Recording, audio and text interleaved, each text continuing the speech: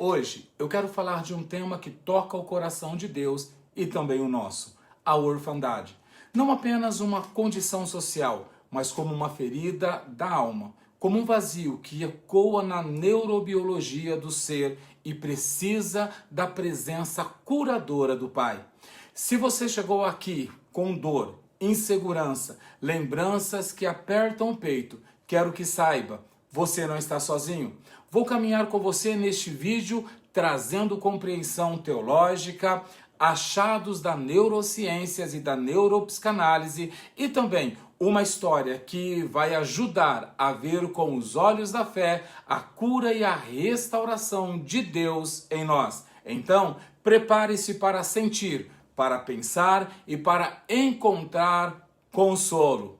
O que é a orfandade? Bom, orfandade é mais do que a ausência física dos nossos pais.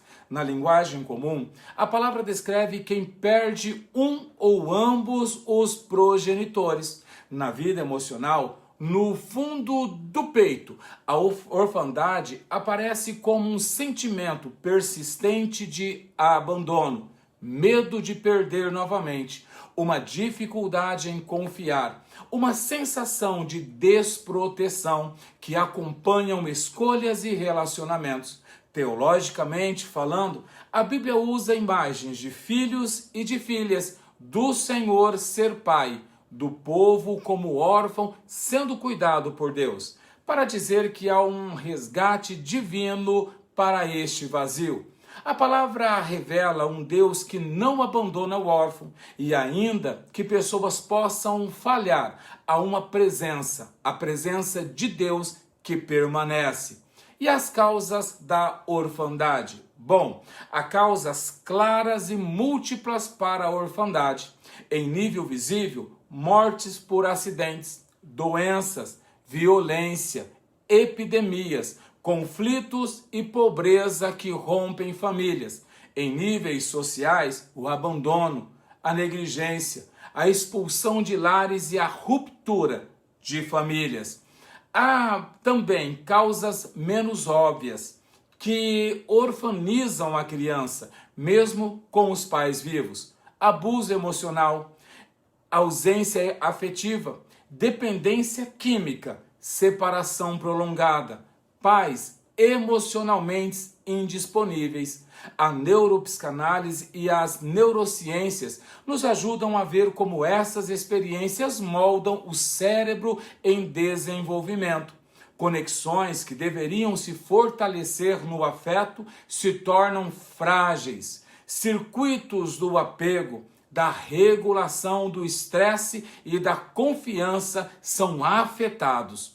Teologicamente falando, percebemos que a orfandade tem origem na fragilidade humana. Pecados, erros, feridas, histórias e estruturas que expõem os mais vulneráveis. Mas também há histórias de fidelidade e cuidado, comunidades que acolhem, irmãos na fé que se tornam famílias, igrejas que assumem o papel de lar. Deus chama o seu povo a ser instrumento de cura. Dores da orfandade. Bom, agora quero caminhar com você pelas dores. Não há como ser superficial aqui. Precisamos nomear para curar.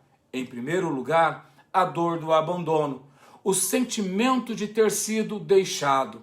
Neurobiologicamente, o abandono ativa os mesmos circuitos que processam a dor física. O corpo sente o abandono. A neuropsicanálise explica que, quando o cérebro do bebê não encontra respostas consistentes nos seus cuidadores, ele aprende a prever a ausência, gerando ansiedade crônica, hipervigilância e dificuldade em relaxar. Em segundo lugar, a dor da insegurança relacional. Órfãos ou aqueles que vivem a orfandade emocional, sim, eles literalmente tendem a temer vínculos. Podem apegar-se demais por medo de perder ou se distanciar para se proteger. Isso nasce de um sistema de apego fragilizado. O cérebro interpreta a ameaça onde há potencial para o encontro. É por isso que devemos tomar cuidado. Em terceiro lugar, a dor da identidade quebrada. Muitos sentem que algo essencial foi arrancado. Quem sou eu sem os olhos que me olham primeiro? A narrativa pessoal é impactada. Se a história começa com perda, ou culpa, ou autoacusação, a teologia lembra que nossa verdadeira identidade está em Cristo, que nos chama por nome e nos afirma como filhos e filhas amadas. Em quarto lugar, a dor das oportunidades perdidas que atingem a educação, a saúde e o desenvolvimento emocional. Quando uma criança fica órfã, especialmente se também enfrenta a pobreza e falta de cuidados por parte das instituições, as chances de crescer e aprender diminuem. O estresse constante pode afetar o cérebro, prejudicando a capacidade de planejar, de lembrar informações e de controlar as suas próprias emoções. E em quinto lugar, a dor espiritual, sentir-se distante de Deus. Perguntas constantemente por que o Pai Celeste permite tal perda ou tal coisa comigo. A crise da fé é legítima. Ao mesmo tempo, as Escrituras nos mostram que o Deus que sofre pelo seu povo caminha junto com esse povo.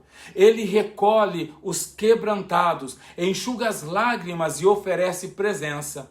As consequências a curto e a longo prazo. Bom, a orfandade sem suporte traz consequências práticas e profundas. No curto prazo, vemos retraimento, comportamentos de risco, tristeza profunda, problemas escolares, dificuldades de sono para dormir, dificuldades em alimentar-se. O corpo e a mente reagem ao trauma da perda. Ao longo prazo, podem emergir transtornos de ansiedade, depressão, transtornos de apego, abuso de substâncias, padrões repetitivos de relacionamento disfuncionais.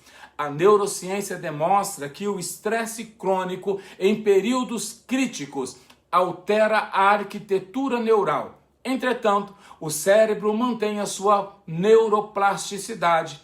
A oportunidade de reparo também está dentro do próprio cérebro. Bom, e socialmente? Socialmente, órfãos sem suporte tornam-se frequentemente vulneráveis à exploração, trabalho infantil, tráfico. Por isso, a resposta comunitária e institucional deve ser urgente. Espiritualmente falando, a perda pode tanto afastar quanto aproximar a pessoa de Deus. Para muitos, a grande perda vira o espaço onde Deus começa a trabalhar, trazendo um novo caminho de intimidade, confiança e remodelando a sua alma. Olha só, havia uma menina chamada Ana. Quando Ana era pequena, o lar era um lugar de vozes baixas, portas que rangiam. Sua mãe, quando podia, cantava uma canção infantil, mas às vezes o sono não vinha porque as contas apertavam. O pai saiu cedo e nunca mais voltou. Ana cresceu com a sensação de que o seu berço tinha um buraco no centro, um lugar onde faltava calor. Na escola, ela era quieta, sempre olhando para a janela, como se o mundo lá fora guardasse a resposta. À noite, quando o quarto ficava escuro, o coração apertava. Ela inventou uma palavra para dizer o que sentia. Uma palavra que ninguém entendia, que era vasilhão. Era a mistura de vazio com desolação. Passei a acompanhar Ana enquanto ela crescia. Não numa história de filme com um final fácil, mas com pequenos milagres. Uma professora anotou. Uma igreja local ofereceu reforço escolar e, sobretudo, alguém passou a ficar. Não alguém perfeito, mas alguém presente. Sentava-se, olhava nos olhos de Ana, ouvia Ana e, aos poucos, O buraco no berço começou a ser preenchido por pequenas coisas. Uma refeição quente, uma oração compartilhada, uma mão que segurava a mão dela quando o medo vinha. A neurociência explica que a presença consistente, sim, a presença consistente reconstrói conexões neurais. A teologia diz que a prática do amor é como a graça que cura. Ana aprendeu a dar nome à sua dor. Aprendeu que não era culpada. Descobriu que podia pedalar para longe do medo. E um dia, com a voz tremida, disse: hoje me sinto filha. Como pastores e comunidade cristã, precisamos unir saber bíblico e ciência. A teologia nos lembra que precisamos repetir como verdade que salva, que Deus é pai dos órfãos. Em toda a Escritura, a compaixão pelos vulneráveis é central. Deus chama seu povo a agir, defender, acolher e amar sem esperar retorno. A neuropsicanálise e as neurociências não substituem a fé, mas nos oferecem ferramentas para amar melhor. Saber que a presença reconstrói circuitos, que o toque seguro regula o sistema nervoso, que a rotina gera previsibilidade onde havia caos. Tudo isso nos ajuda a desenhar ações concretas, programadas para acolher, para que possamos dar o suporte psicológico integral para que as crianças e para que as pessoas que estão sofrendo com o espírito da orfandade possa se recuperar e serem restauradas. Precisamos praticar uma escuta profunda com acolhimento e encaminhamento profissional muitas vezes. Na prática pastoral, precisamos oferecer espaço seguro de fala, validar o sofrimento, ensinar a linguagem emocional, criar redes de suporte, capacitar famílias para o acolhimento, procurar tratar as pessoas e restaurar os vínculos e também colocar aí essas pessoas em terapia, que é o suporte necessário para que elas possam sobreviver e, para além disso, viver e serem transformadas. A igreja pode e deve ser uma clínica de presença. Olha só, se você está ouvindo e carrega essa dor, Deus vê, Ele nomeia a sua perda, Ele sabe o nome da sua angústia. Ele não promete uma vida sem dores, mas promete estar com você no meio das dores. Nossa fé não é anestésico, é uma presença que cura, que restaura a identidade e que nos chama a dar novos passos. Comece hoje, comece onde você está. Ore pelos órfãos, engaje-se em projetos de acolhimento, ofereça tempo, não apenas recurso. Forme grupos de comunhão, de apoio na sua igreja. Promova a preparação para famílias que desejam adotar ou acolher. Realize parcerias com profissionais. A transformação acontece quando a fé e a ciência caminham juntos. Fecho esse tempo com uma palavra de esperança e uma oração. Sim, espero que nestes minutos algo tenha tocado no seu coração, tanto no seu conhecimento quanto na sua alma. A dor da orfandade é profunda e dolorosa, mas não é invencível. A presença de Deus e a presença humana juntas restauram a vida. Vamos orar neste momento? Vamos orar. Pai amoroso, Senhor dos céus e da terra, apresentamos diante de Ti aqueles que carregam a dor da orfandade. Tu conheces cada nome, cada lágrima, cada noite vazia.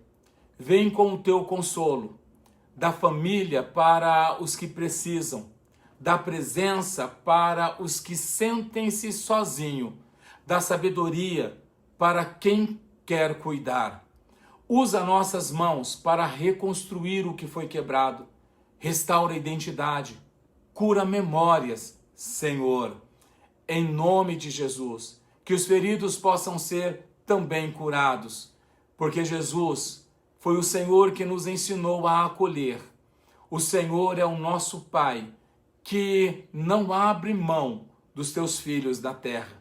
Dá-nos coragem para agir e para sermos referencial da tua restauração, da tua cura, da tua graça nessa terra, Senhor, em nome de Jesus. Se você ouviu este vídeo até aqui e ele tocou no seu coração e você conhece alguém que está sofrendo com o espírito e com as consequências do espírito da orfandade, envie este vídeo para alguém. Compartilhe com uma pessoa que precisa ouvir essas palavras, porque Jesus é o mesmo ontem, hoje e será de eternidade a eternidade. Ele continua curando. Que Deus te abençoe, te guarde, te guie e resplandeça a luz dele sobre a tua vida e te dê a paz que excede todo entendimento. Fique com Deus.